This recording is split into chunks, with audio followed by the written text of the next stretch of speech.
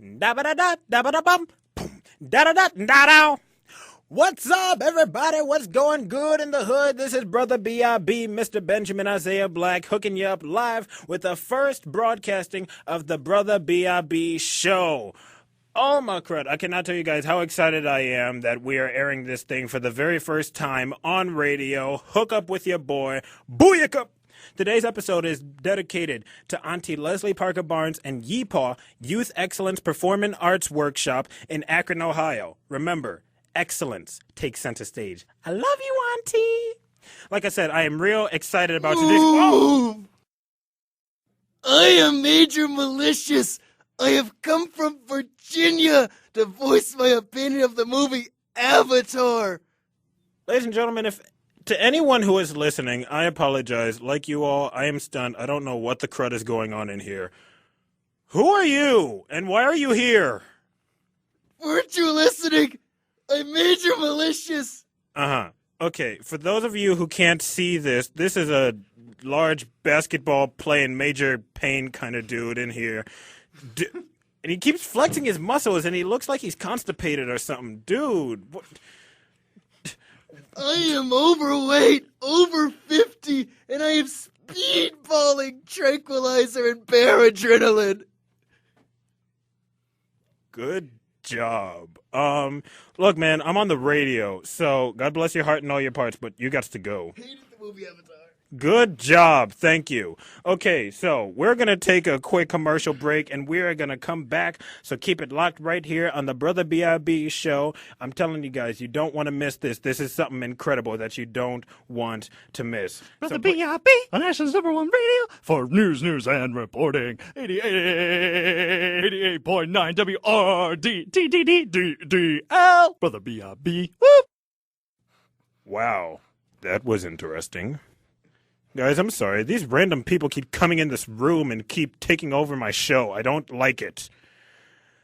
In any case, we are going to take a quick commercial break, and when we come back, we are going to hear a dramatized classic, Little Women. So keep it locked right here. Be right back.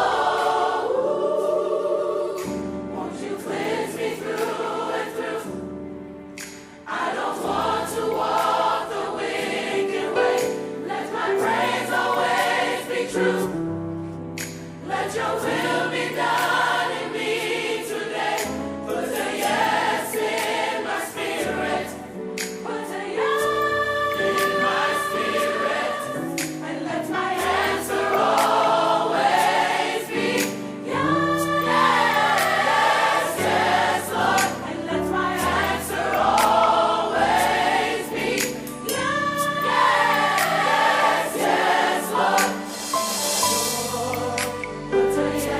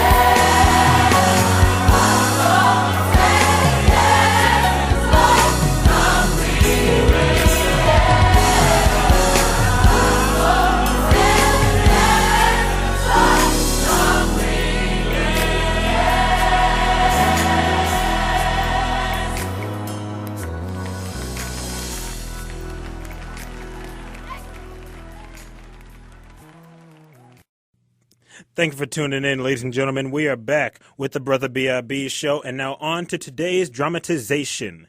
We present to you the radio dramatized version of Little Women, written by, unlike what you hear the narrator says at the beginning of the story, Louisa May Alcott.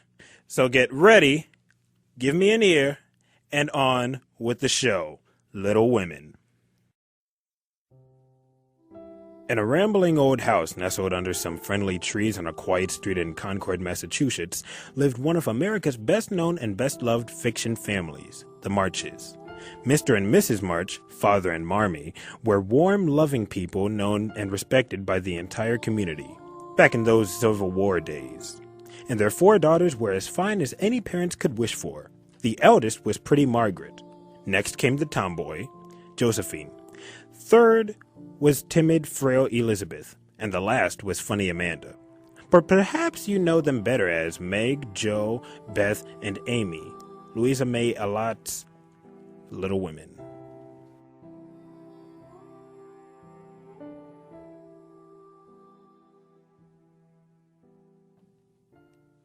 November is the most disagreeable month in the whole year, girls. I'm convinced of it.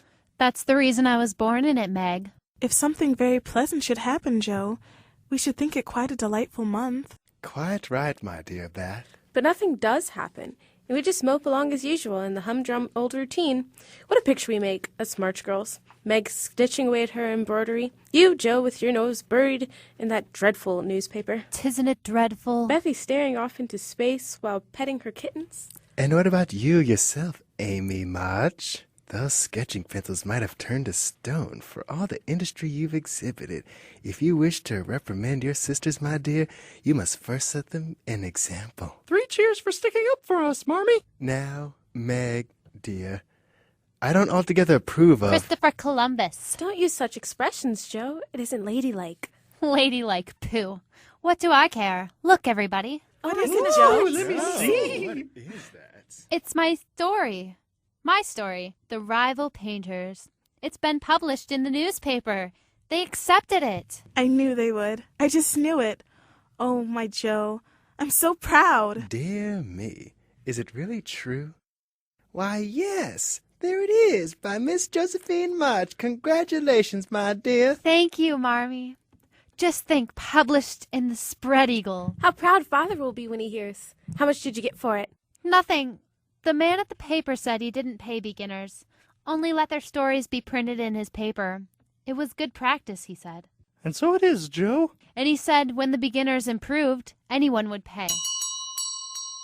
Shall I answer the door, Marmee? No, dear, Hannah's getting it. Tell Owen about your success, Joe. Not much more to tell. Oh, but I am so happy, for in time I may be able to support myself and help the girls. Joe and I are going to make fortunes for you all. Just wait 10 years and see if we don't. Excuse me, Mrs. March. Yes, Hannah? What is it? It's one of them awful telegraph things, Mum. Let me see. Oh, Marmee, is something wrong? You look so pale. Read. Read it to your sisters, Joe. Mrs. March, your husband is very ill. Come at once. South Hale Union Hospital, Washington. Father? Ill? I shall go at once, but it may be too late. Poor Father. Oh, children, help me to bear it. The Lord keep the dear man. I won't waste no time a crying, but get your things ready right away, Mum. Hannah is right. There's no time for tears now. Be calm, girls, and let me think. Amy, help Hannah pack up the black trunk for me. Yes, Marmee. Beth, go across the way and ask Laurie to send a telegram saying I will come at once. And ask Mr. Lawrence for a couple of bottles of old wine. I'm not too proud to beg for Father. He shall have the best of everything. I'll go at once, Marmee. What shall I do? Joe, my dear, you must go to Aunt March's. Tell her what has happened and borrow money for the trip. Borrow money from Aunt March? That means old Cross Patch. Not even for Father. There's no other way to get the money. Joe, dear, I know Aunt March is against Father's joining the army as a Champlain, but in her heart she was fond of him, and in the end she will give the money. I'll ask her for Father's sake, but I shan't like it. That's my girl. And Meg, come and help me find my things, for I'm half bewildered. Yes, Marmee. And try not to worry. He'll be all right. Aunt March was a grouchy old woman, firm in her ideas and outspoken on all subjects. She disapproved of her nephew's family, and well, they knew it. So it was doubly hard for proud Joe to go on for her for money, and she winced as she listened to the old lady's sharp words. Little Women will be back after this short commercial break. Dude, what are you doing? This is my show, man. Get the crud out the microphone. Little Women, we'll be right back after this. That's how you do it. And you know this, man. Oh, it is on in a manner similar to that of Donkey Kong. Hello, this is your friendly neighborhood voice of God, and I am here to tell you something. I am a tenor. How was I able to achieve such a low voice? I used Low Voice, a handy sprayable bottle. Here are some reviews from other people who have used it before. Yeah, I used to have this really bad fake Brooklyn accent until finally I tried Low Voice, and now I can speak real low-like, but with still my Brooklyn accent. It's amazing. Not only does it work to help lower your voice, but it also repairs your voice as well. Here's one of our other customers who used it. I once was a chronic smoker! I still am a chronic smoker! And then I decided to try Low Voice, and now my voice is absolutely perfect! See? It'll work for you. Even on women. I eventually had such a high-pitched voice, but then I decided to use Low Voice, and now I actually talk in a semi-normal voice. It's kind of nice. If it works for them, it'll work for you. Low Voice, now in a convenient spray bottle for only $9.99. $99. Brother B.I.B.